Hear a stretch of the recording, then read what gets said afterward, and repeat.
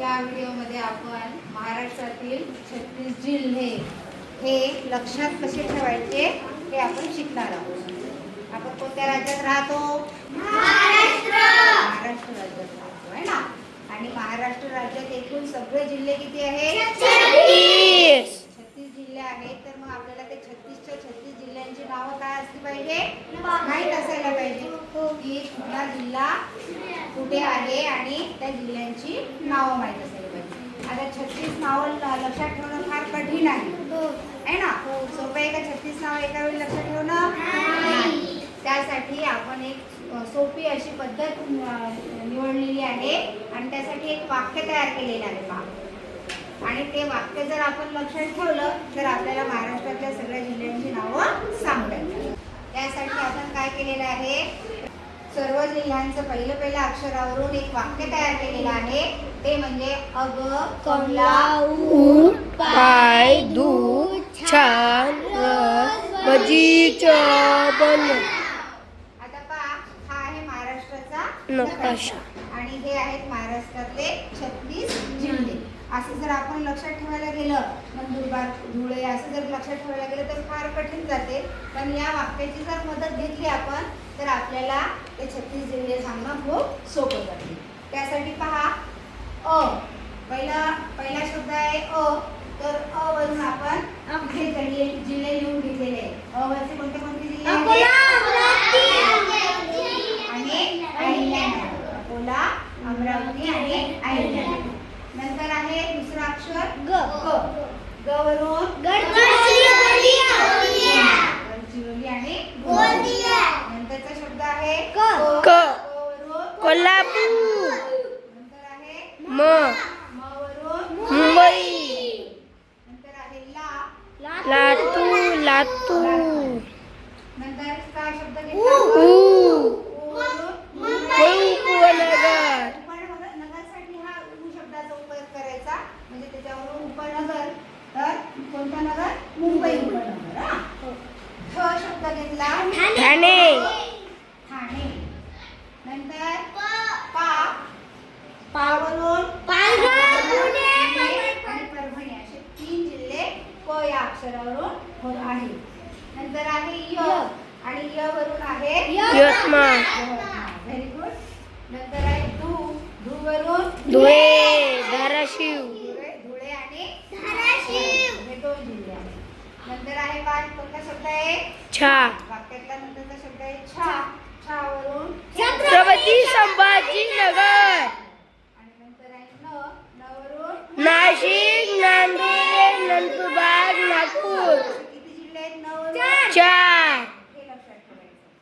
नंतर आहे रसचा र घेतला तर र वरून आहे रत्नागिरी, रायगड. रत्नागिरी आणि हे शिव. स वरून आहे सातारा, सोलापूर, सांगली, सिंधुदुर्ग.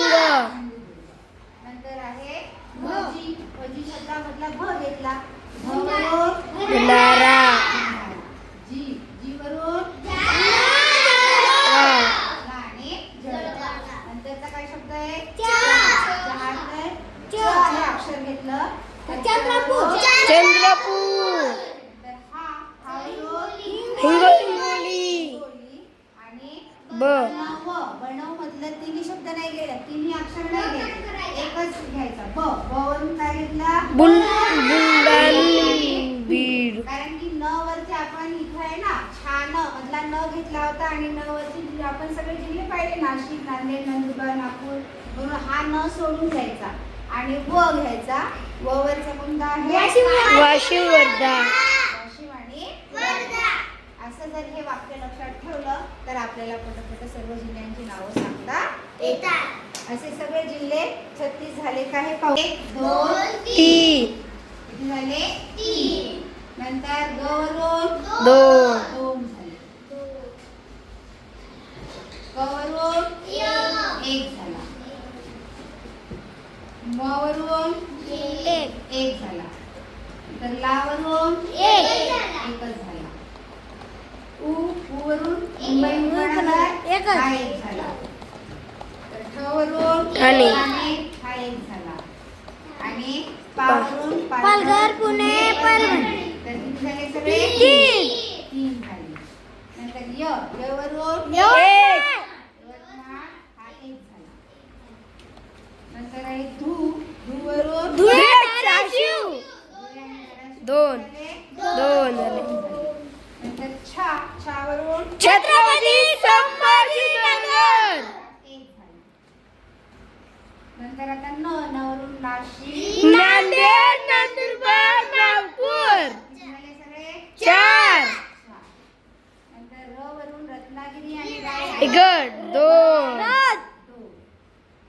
त्यानंतर आहे स सातारा, सोलापूर, सांगली, सिंधुदुर्ग. 4. नंतर भ वरून भंडारा. भंडारा हा 1 झाला. जी वरून जालना जळगाव 2 झाले.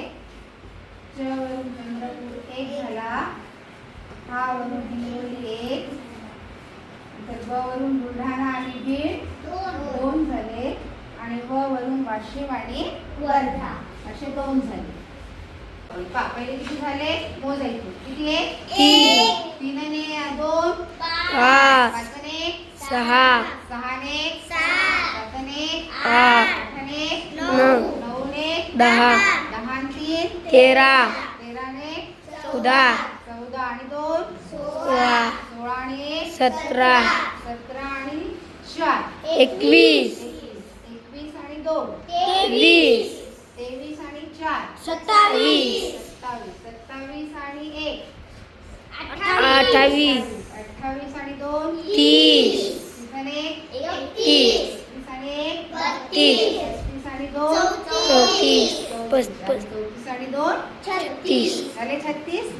अशा प्रकारे या वाक्याच्या आधारावरून आपण 36ही जिल्ह्याची नावं लक्षात ठेवू शकतो. हा व्हिडिओ